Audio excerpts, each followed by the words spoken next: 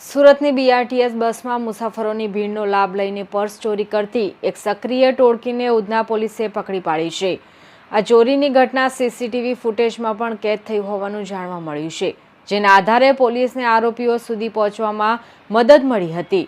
પોલીસે પકડાયેલા 3 આરોપીઓ પાસેથી રોકડ 14,500 રિકવર કર્યા છે. આ ઘટના ગત 25 સપ્ટેમ્બર 2025ના રોજ સાંજે 7 વાગ્યાની આસપાસ ખરબરનગર બીઆરટીએસ બસ સ્ટેશન પાસે બની હતી. ફરિયાદી મુસાફરે જ્યારે તેમનું પર્સ ચેક કર્યું ત્યારે તે ગાયબ હતું. આ પર્સમાં રોકડા 32,000 ઉપરાંત Aadhaar card, driving licence, ATM card અને ક્લબનું મેમ્બરશીપ કાર્ડ જેવા મહત્વના દસ્તાવેજો હતા.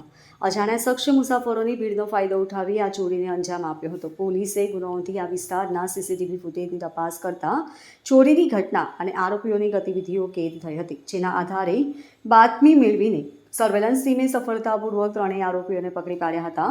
ઉધના પોલીસે પકડાયેલા 3 આરોપીઓમાં યશ ઉર્ફે કાલિયા અજયભાઈ રાજપૂત, મોહસિન ઉર્ફે માયા રિઝવાન શેખ, જિગ્નેશ ઉર્ફે જીગો ઉર્ફે લંગરો દીપકભાઈ પટેલ સામેલ છે.